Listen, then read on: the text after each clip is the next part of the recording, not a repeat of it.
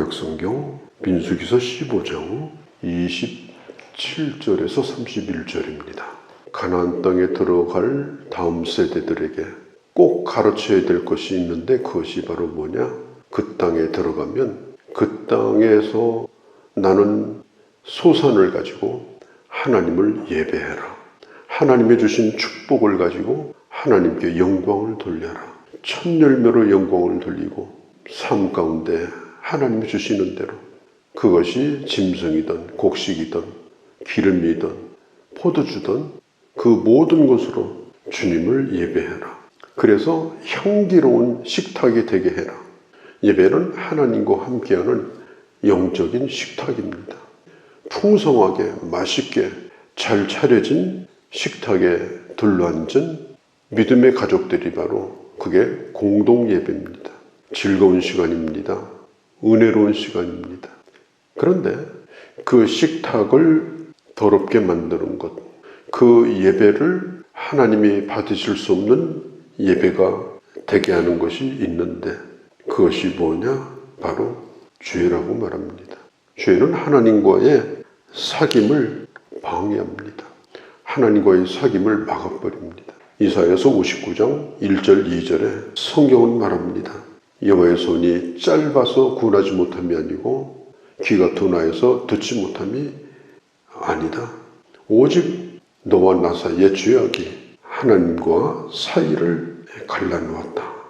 그 죄가 얼굴을 가림으로 듣지 못하게 했다. 주님 앞에 나가는 길에 있어서 방해하는 것이 바로 죄라고 말합니다. 오늘 22절에 보면 너희가 그릇 범죄하여, 이 그릇 범죄한다는 이 말은 옆길로 간다, 비틀거린다, 실수한다 그런 뜻입니다. 나도 모르는 사이에 옆길로 가고 있습니다. 비틀거리다가 나도 모르게 주저앉아 버립니다. 의식적으로 한 건 아닌데 경솔하고 생각이 모자라서 그렇게 하는 경우가 있습니다.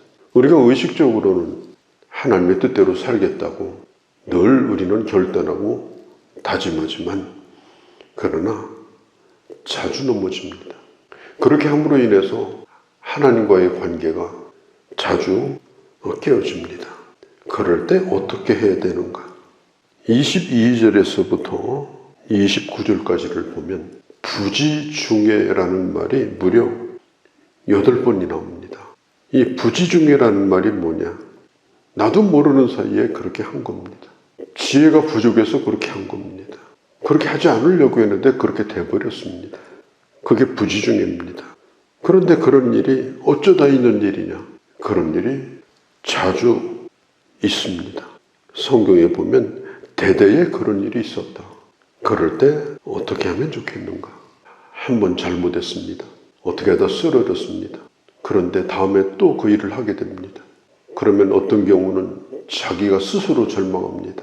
나는 예수 잘 믿기는 글른 사람이다. 나는 똑바로 내 인생 살기는 글른 사람이다. 그래서 절망하고 스스로를 자책하고 그러면서 이제는 아예 누워서 일어나지도 않습니다. 그렇게 해서는 안 된다는 것입니다. 어떤 때는 집단적으로 부지중에 잘못할 수도 있어요. 어떤 공통적인 환경 때문에 그 공동체가 단체로 잘못하는 경우도 있습니다. 그럴 때 어떻게 해야 되느냐? 그게 바로 24절에서 25절까지입니다. 어떤 때는 지극히 개인적인 그런 범죄를 할 경우가 있습니다. 그게 27절 말씀입니다. 그 안에는 나그네, 거류민도 다 포함이 되어 있습니다. 26절, 29절에 이스라엘 사람이 아니라더라도 유대인 가운데 있는 사람들, 거기에 속한 사람들은 하나님 앞에 죄 용서함을 받을 수 있는 기회가 주어진다. 분명한 것은 우리가 잘 몰라서 부지중에 잘못을 했다 할지라도 주님은 무조건 눈을 감아주시는 분은 아니다. 뭐 그런 일은 늘상 있는 일이고 뭐 상식적인 일이지 뭐 세상이 그런데 뭐 그게 아니라는 겁니다. 성경에 보면 이것은 부지중에 잘못한 걸 알지라도 하나님의 계명을 어긴 일이다. 무능력해서 행하지 못한 것이랄지라도 하나님 앞에 죄를 범한 것이다. 기회가 주어지지 않는다면 어떻게 되겠습니까? 그런데 주님께서는 기회를 주시는 겁니다. 하나님의 은혜는 편협하지 않습니다. 하나님의 은혜는 대단히 넓습니다. 하나님의 은혜는 우리의 그 모든 죄를 덮을 만큼 큽니다. 그러나 중요한 것은 뭐냐면 하나님 앞에 그 문제를 가지고 나올 때 죄 용서함을 받을 수 있다는 겁니다. 그런데 이 뒤에 보면 30절, 31절은 고의로 범하는 죄가 있습니다. 30절에 보면 고의로 무엇을 범하면 여호와를 비방하는 자다. 하나님을 멸시하고 모독하는 행위다 라고 하는 것입니다. 31절에 말씀을 멸시하고 명령을 파괴하는 고의적인 죄는 이 고의라는 이 말 속에는 손을 든다는 뜻이에요. 손을 들어서 뭐라고 얘기하느냐? 아니요. 하나님은 내게 그렇게 하기를 원한다 할지라도 나는 그렇게 하지 않겠다고 의사표시를 하는 거예요. 반대 의사표시를. 중동 지방에서는 그렇게 하는 것을 삿대질하는 것이라고 그렇게 여깁니다. 하나님을 향해서 삿대질하는 게 뭐냐? 고의로 죄를 짓는 겁니다. 그것은 하나님을 향해서 대적하는 것이요 반역하는 것입니다. 오늘 뒤에 보면 이렇게 말합니다. 하나님으로부터 끊어지게 될 것이다. 강력한 심판이 있을 것이다. 자, 다시 돌아가서 부지 중에 지은 죄는 어떻게 하면 좋겠느냐? 인간이 고의냐 고의가 아니냐 이것을 우리 스스로가 결정하는 것 정말 어렵습니다. 내가 고의로 잘못한 건가? 아니면 연약해서 잘못한 건가? 그걸 내가 분명히 구분하는 건 쉽지 않아요. 나는 이게 고의로 잘못한 거니까 회개할 기회도 없다. 나는 오늘부터 끊어졌다. 그게 아니고 그걸 내가 구별하기보다는 어떤 것이랄지라도 그것을 판단하기에 앞서서 무조건 하나님 앞에 회개하는 것. 이게 중요하다는 것입니다. 다윗이 하나님 앞에 범죄하고 회개하면서 주께서는 제사를 기뻐하지 아니하시나니 번제를 기뻐하지 아니하시나니 주님이 구하시는 것은 상한 심령이요 통회하는 마음이다. 형식적인 제사를 드리는 것이 아니라 하나님 앞에 통회하는 제사, 하나님 앞에 상한 심령을 가지고 와서 회개하는 것, 하나님이 그걸 받으신다 라고 하는 것입니다.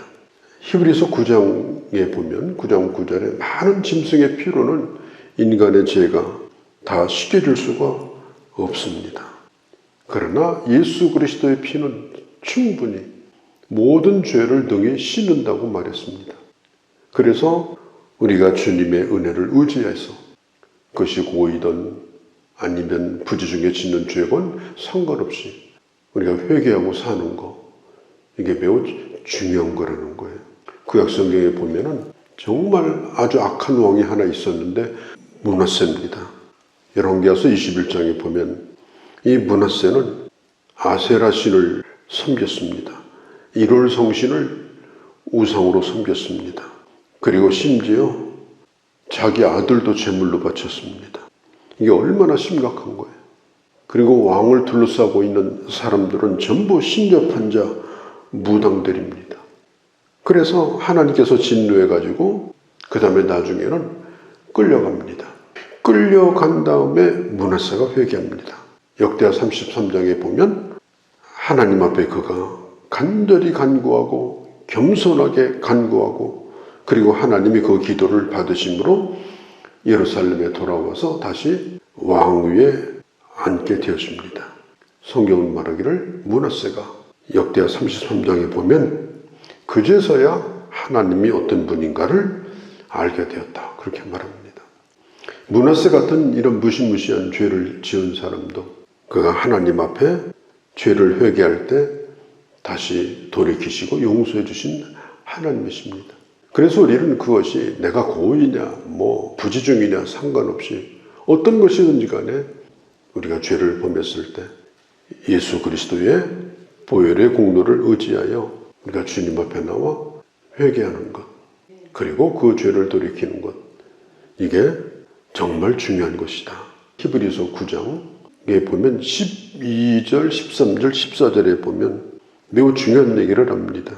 염소와 송아지의 피로 하지 아니하고 오직 자기 피로 우리에게 단번에 예수 그리스도는 영원한 속죄를 이루셨습니다.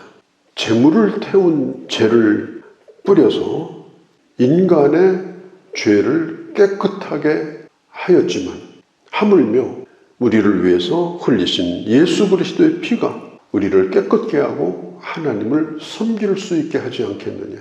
이것은 뭘 가르치는가 하면 어떤 경우에도 예수 그리스도의 보혈의 공로를 의지하여 나오게 되면 주님은 그를 용서하시고 또 주님은 기회를 주신다. 용서받지 못할 만큼 큰 죄는 없습니다. 하나님 앞에 나오면 하나님의 은혜를 얻게 되어집니다. 우리는 인악함과 싸우며 삽니다. 나이 먹어가고 힘이 빠지면 넘어지고 싶어 넘어집니까? 아니에요. 그냥 넘어져요. 전혀 그런 사람이 아닌데도 약할 때는 형편없이 되어버리는 것이 신앙생활입니다. 그렇기 때문에 우리는 언제나 주님의 은혜에 의지하고 늘 주님 앞에 회개하고 또 돌이키고 그러면서 깨끗함을 입고 다시 또 결단하고 출발하는 그런 이 길을 하나님이 열어놓으신 거예요. 왜 주님이 이걸 성경에 기록했느냐? 잘못했다고 절대 절망하지 말라. 잘못했다고 결코 주님을 떠나지 말라. 나 같은 놈은 예수 잘 믿기 글렀다. 일찌감치 포기하자. 그러지 말라. 하나님의 은혜는 너의 죄보다 크다. 그 은혜를 의지하고 언제든지 나오라. 그러면 내가 너를 사하리라. 너를 새롭게 하리라. 그게 하나님의 약속입니다. 이 하나님의 은혜를 늘 의지하고 이 은혜를 붙들고 항상 하나님과 화목하고 또 주님이 받으시기 합당한 예배자로 살아가는 그런 귀한 주의 자녀들이 되어주시기를 바랍니다. 거룩하신 우리 아버지, 저희들 오늘도 주의 말씀을 들었습니다. 송아지와 짐승의 피도 인간을 깨끗하게 하였거니와 하나님의 아들의 피가 어찌 너희의 죄를 깨끗게 하지 못하겠느냐. 어떤 경우에 있다 할지라도 스스로 포기하지 아니하고 주님의 은혜를 구하는 자를 새롭게 하시며 새 힘을 주시며 하나님의 사람으로 다시 일어설 수 있도록 은혜를 주시며 그의 기도를 들으시고 그 예배를 받으시는 주님이여 언제든지 주님 앞에 나아가는 저희가 되게 하여 주시옵소서.